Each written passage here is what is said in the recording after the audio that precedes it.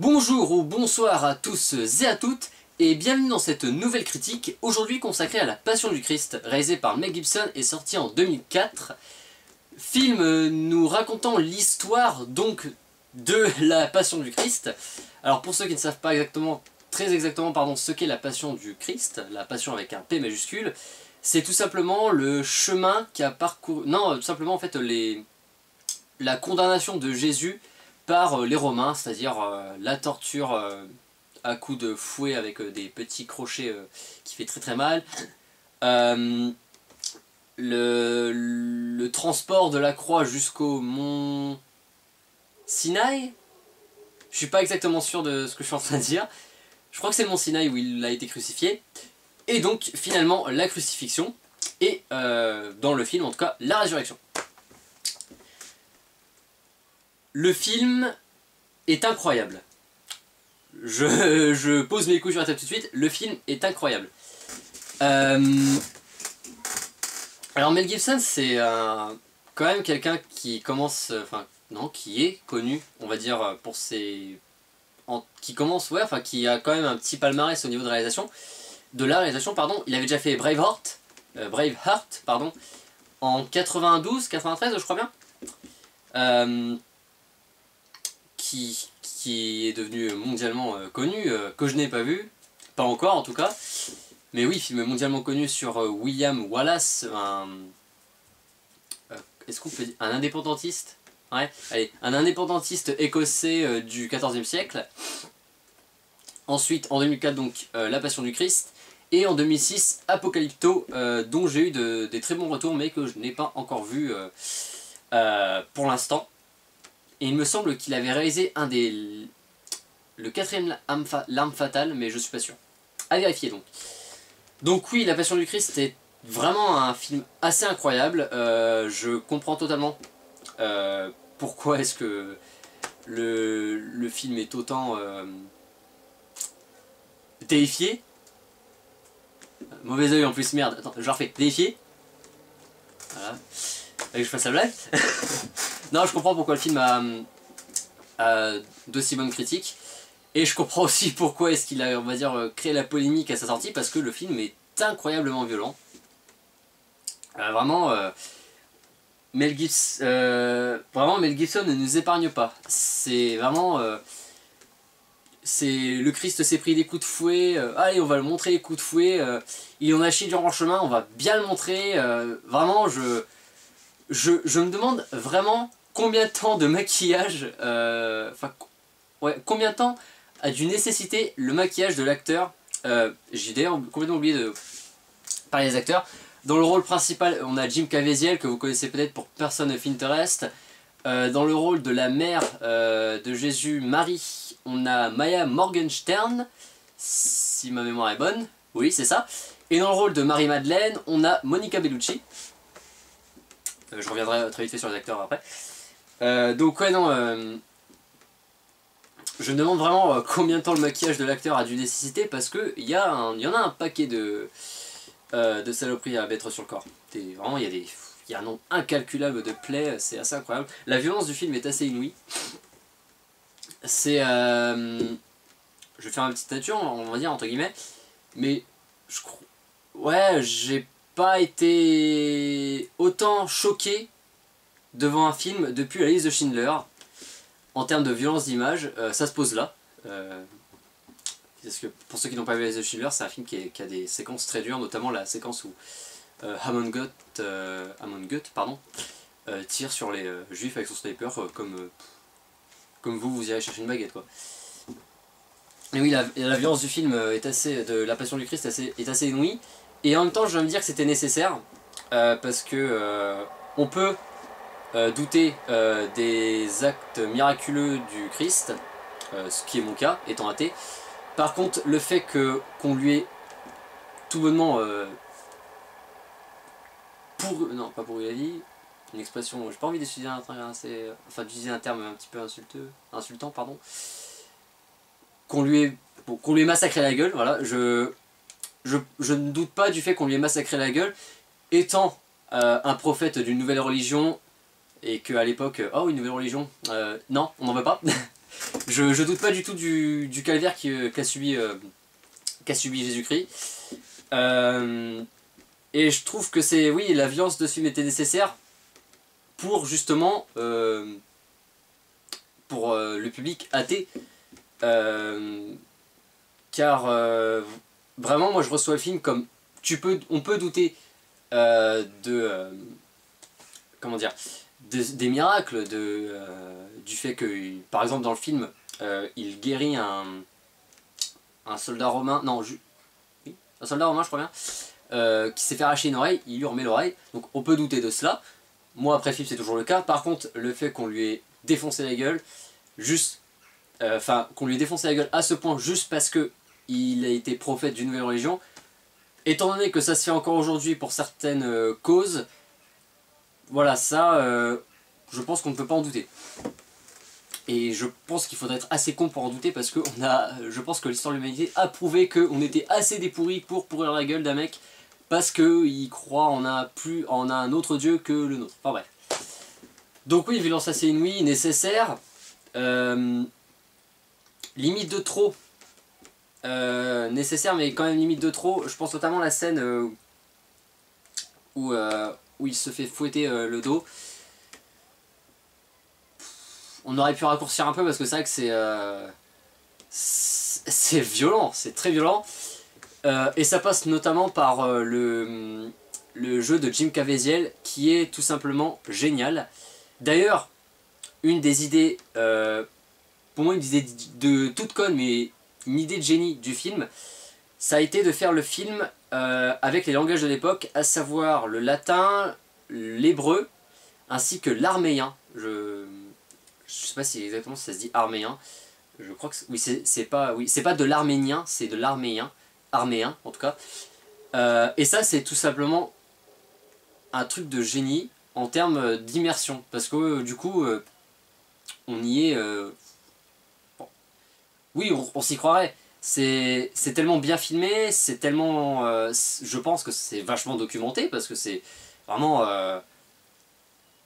Les décors sont super bien faits, la reconstitution, enfin, pour le peu que je connais de la ville, c'est-à-dire pas grand chose, a l'air d'être plutôt correcte. Donc ouais, vraiment, le fait d'avoir un film autant documenté et que Mel Gibson fasse jouer ses acteurs dans un langage, dans des langages, pardon, que quasiment plus personne ne parle. Je crois que vraiment dans les trois langages, le seul qu'on parle encore couramment aujourd'hui c'est l'hébreu en Israël. Donc voilà, ça se pose là en termes d'immersion. Et voilà, c'est tout simplement génial. Et c'est d'ailleurs une des prouesses des acteurs.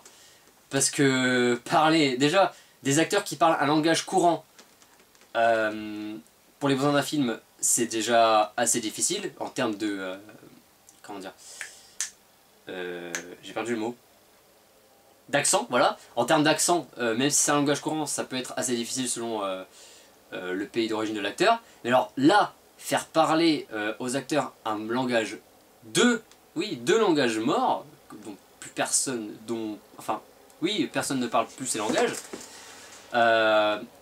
Et le fait que les acteurs le parlent avec une telle fluidité et peut-être le bon accent, je sais pas du tout, mais ils ont l'air en tout cas, c'est foutrement impressionnant. Moi je dois avouer que vraiment la performance de Jim Caviezel, il a un nom très compliqué ce monsieur, m'a foutu sur le cul. Parce que j'avais l'image de ce monsieur pour son rôle dans le film Évasion et dans Person of Interest, donc le mec très badass, sûr de lui. Et là de le voir vraiment comme ça, dans le rôle de Jésus qui en prend plein la gueule, qui arrive tout de même à parler un langage mort, mais avec une telle fluidité, c'est foutrement impressionnant. Vraiment, je pense que je vais voir un petit peu plus de ce qu'il a fait par la suite, parce que je pense que ouais, ça doit être... il doit avoir une filmographie assez intéressante, je pense. Que dire d'autre? La musique un petit peu absente. Il y a des... Ouais, allez, le seul thème que j'ai qui m'a à peu près marqué,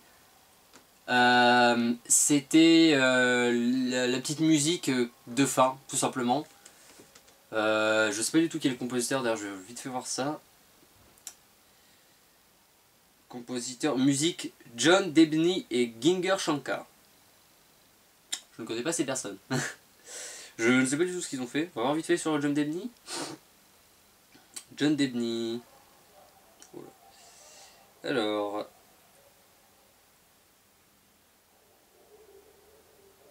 Zathura. 13 à la douzaine. Hein. Predators. Iron Man 2. Hein. Ah oui, pas...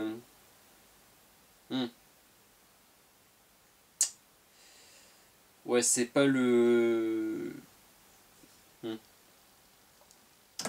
C'est pas j'ai envie de dire que c'est limite un compositeur de commande, quoi, parce que 13 à la douzaine et ça, c'est très basique. Pareil pour Iron Man 2, qui est le plus mauvais des 3 Iron Man. Faut le dire. Hein.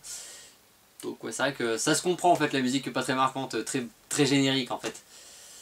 C'est assez marrant d'ailleurs que la musique soit générique et que ma musique préférée du film soit la musique du générique de fin. Bref.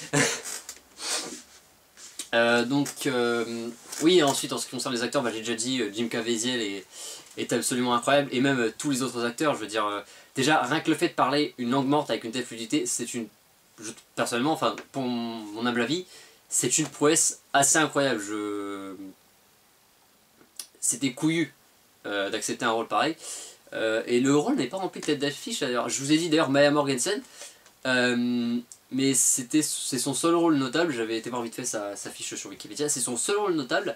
Vraiment, les deux gros acteurs qui, on va dire, ont fait carrière par la suite, c'est Jim Caviezel et Monica Bellucci. Quoique Monica Bellucci avait déjà une carrière bien avant ce film. Hein. Donc c'est assez bizarre d'ailleurs. Je veux dire, les États-Unis étant un pays quand même assez, oui, assez croyant. Je crois que la majorité des Américains, la grande majorité en tout cas des Américains, je suis pas sûr, mais est croyante, enfin étant en tout cas catholique. Je veux dire, rien que le voir, il n'y a rien qu'à voir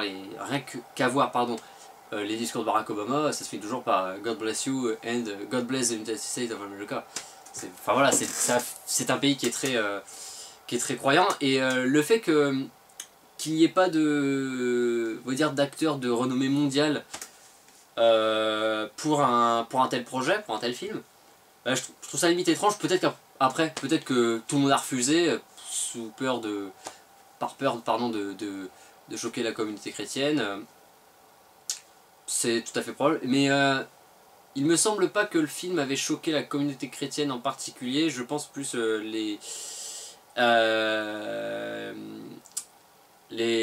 entreprises, non, enfin les sociétés de censure. Le film a été beaucoup censuré, je crois, interdit moins de 18 ans.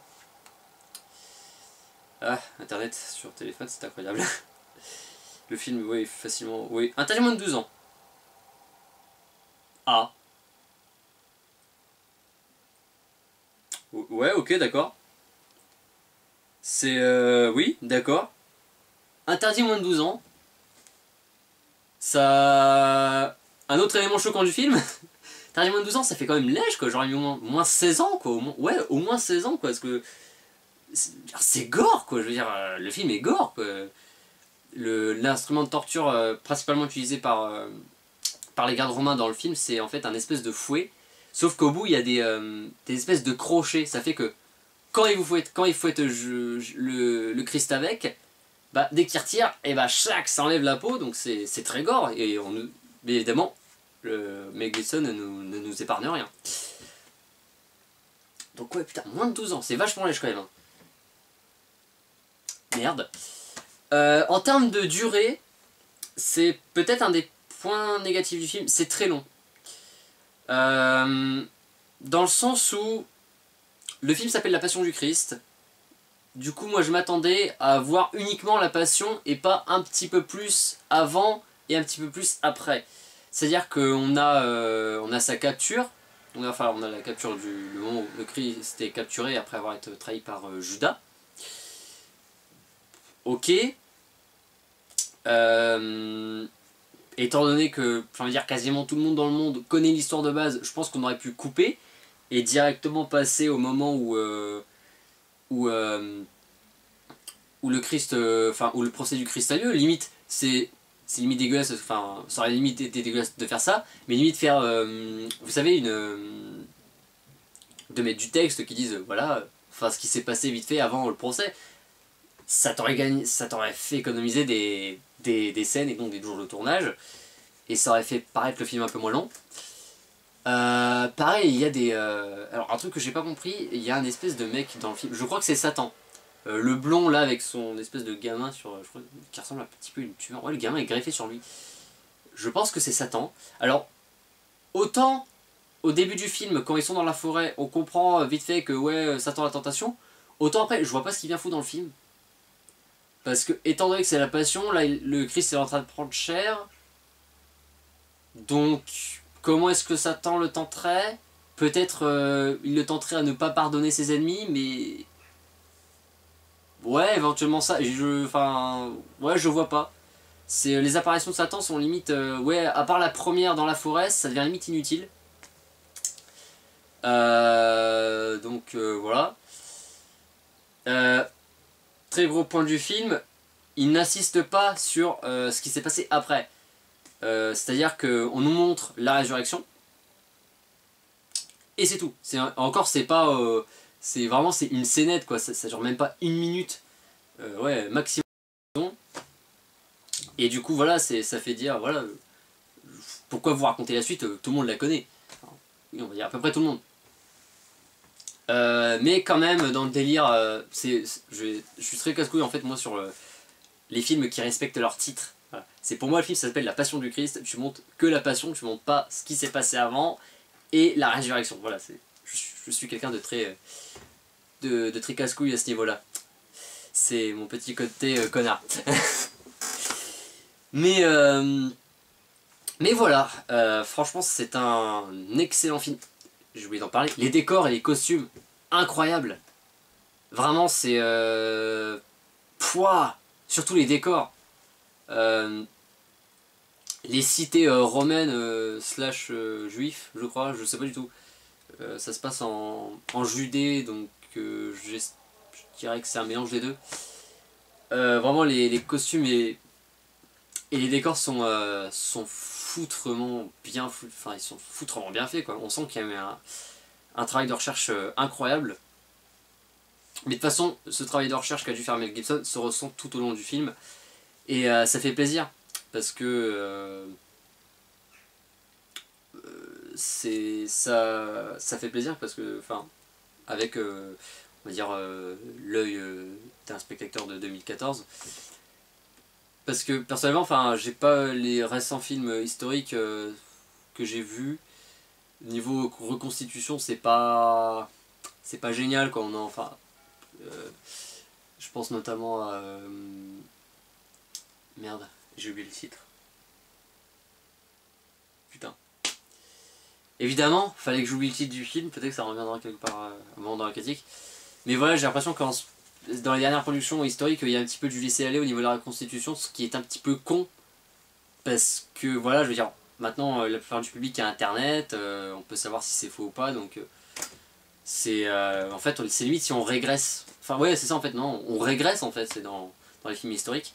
Et là donc du coup de voir un film aussi bien reconstitué, pardon, ça fait du bien, et en même temps c'est un petit peu triste parce qu'on se dit ah c'est vrai que ça date de 2004, c'était avant. C'était mieux avant. Phrase d'épisode de merde. Mais voilà. Donc ouais, La Passion du Christ, c'est un film incroyable. Est-ce que j'irai jusqu'à classer dans mon top 10 de mes films préférés, sachant que l'année n'est pas forcément finie? Si il n'y a rien de meilleur, enfin s'il n'y a rien de mieux, on va dire, enfin selon ce qui va sortir dans les mois prochains, facile, 10ème place, mais il y a du lourd qui arrive. Je veux dire, il y a Mommy de Xavier Dolan, il y a Game Bovary qu'il faut que j'aille voir à tout prix.